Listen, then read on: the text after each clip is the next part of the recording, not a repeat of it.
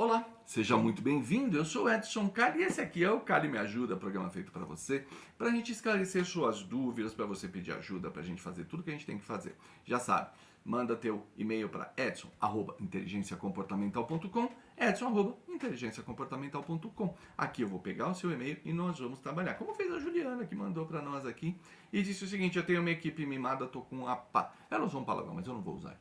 Ela falou: tô com a minha paciência cheia de ter uma equipe mimada. O que a minha equipe faz? Ela sempre espera que eu me posicione. Então eu não sei mais lidar com ele. Como é que eu mexo no meu comportamento para isso? Juliana, você tocou num aspecto muito importante. E você, Juliana, está acontecendo algo que acontece contigo, que acontece comigo, que acontece com todo mundo. Nós fomos educados, ou estamos sendo educados, para responder. Isso. Nós estamos sendo educados para ter resposta. Todo mundo espera que a gente tenha a resposta para tudo, a toda hora, de maneira simples e resposta correta. Então, isso aqui é um grande pesadelo, isso provoca um estresse danado. Bom, por outro lado, isso quer dizer o seguinte: quem tem a resposta, quem se mostra mais inteligente, quem se mostra mais preparado, etc, ele é aplaudido. Então tem coisa que o pessoal fala: nossa, que bacana, olha como a Juliana é inteligente, etc. Só que, Juliana, pelo que eu entendi, você está numa situação de liderança. Quando nós estamos numa situação de liderança, além de ser o líder, de mostrar o caminho e tudo mais, nós também temos a obrigação de desenvolver pessoas. E ao desenvolver pessoas, criar um legado e tudo mais, nós temos que primeiro fazer a seguinte pergunta: quando eu estou reunido com a minha equipe, eu sou a pessoa mais inteligente da sala? Se a resposta for sim, tá tudo errado. Você não pode ser a pessoa mais inteligente da sua equipe. Porque senão, primeiro, você está arrastando uma equipe com você. Segundo, não vai ter desenvolvimento. Terceiro, não vai crescer. E o mais importante de outro, você não será criticada. E quando você não é criticado, você não evolui. Olha só que pesadelo que é isso. Então, primeira regrinha que nós temos que pensar é o seguinte: por que eu sou a pessoa mais inteligente da minha sala, da minha equipe?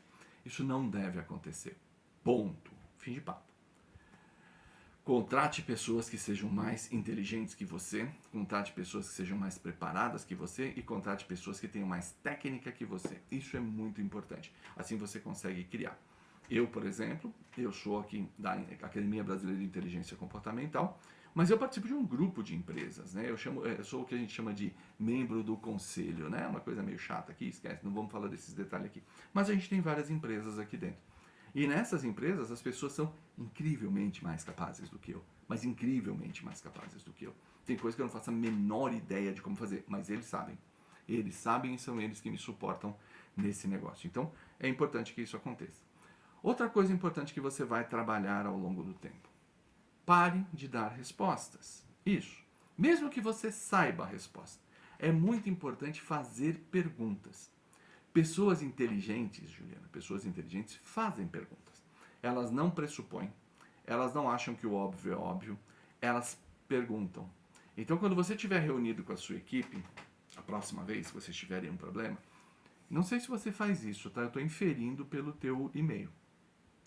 Mas quando você estiver com a sua equipe, tente não dar respostas. Tente fazer perguntas. Mesmo quando a pessoa traz um problema. A pessoa traz um problema para você e fala: poxa, chefe, eu estou enrolada com isso, tal, não sei o quê. Pensa um pouco e pergunta para ela: legal, quais são os dados que você tem sobre isso? E por que isso é uma questão ruim? Quais são as alternativas que nós temos? Quais são os recursos que nós temos para resolver? Então, o processo de perguntar vai estimulando o outro a compor a solução com você. Isso é muito importante. No começo não vai dar certo, tá? No começo eles vão dar aquela arrepiada. Por quê? Porque eles estão viciados em conseguir respostas rápidas. Eles devem sair da reunião dizendo: ih, hoje a chefe está de ovo virado. Ih, fui lá perguntar, ela não quis me explicar. Ih, ela está de má vontade. Deixa, isso aí passa. Isso aí com o tempo passa. Mas o importante é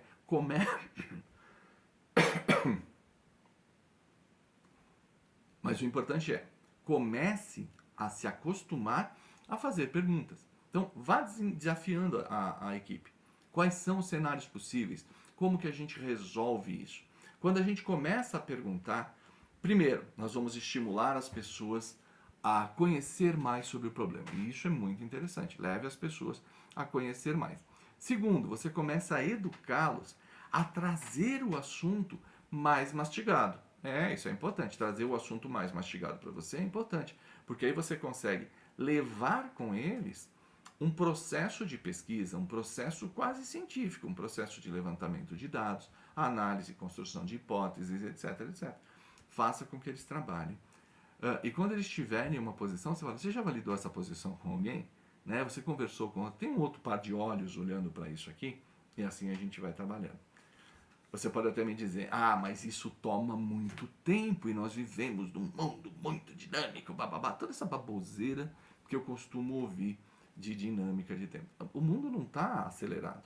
Nós é que não estamos nos preparando adequadamente. Quando você se prepara adequadamente, o mundo corre no ritmo que ele tem que correr. É isso. Então, começar a treinar a equipe para que ela comece a trazer soluções, melhor. Bom, esse é o primeiro passo. Então, você faz mais perguntas. Agora, ensine o seu povo, ensine a sua equipe a trazer para você de maneira estruturada problemas.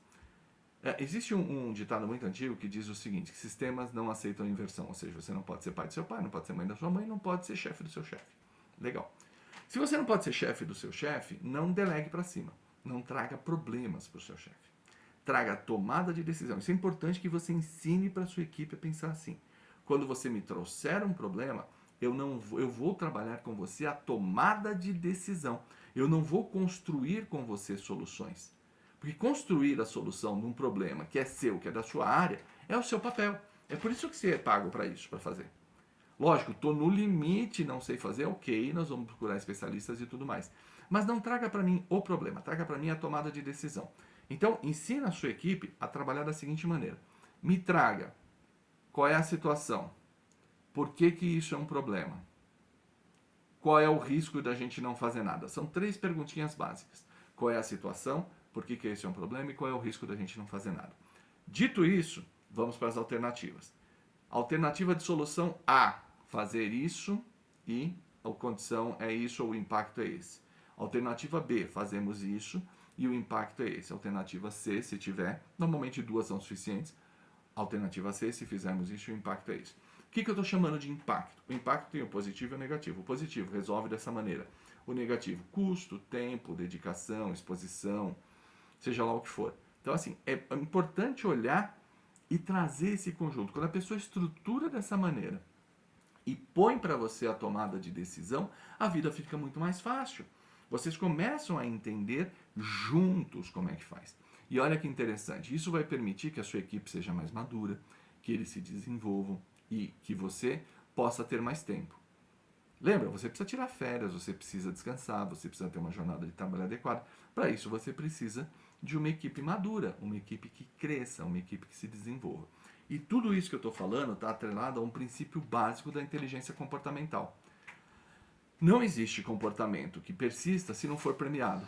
Não existe comportamento que persista se não for premiado. Ou seja, o comportamento deles de trazer perguntas de maneira não estruturada para você está sendo premiado por você com a sua resposta rápida. É melhor levar para o chefe. Pode estar acontecendo, eu não tenho subsídio para isso, então eu peço que você pense. Se, por acaso, ideias que não sejam iguais às suas, você não anda cortando. E isso também é um jeito de não estimular boas ideias. Aí a equipe pode estar pensando, não adianta levar nada diferente, porque ela vai cortar mesmo. Não tenho base para falar isso, não sei se isso é verdade. Mas é melhor você dar uma pensada se isso pode estar acontecendo. Então, regrinhas.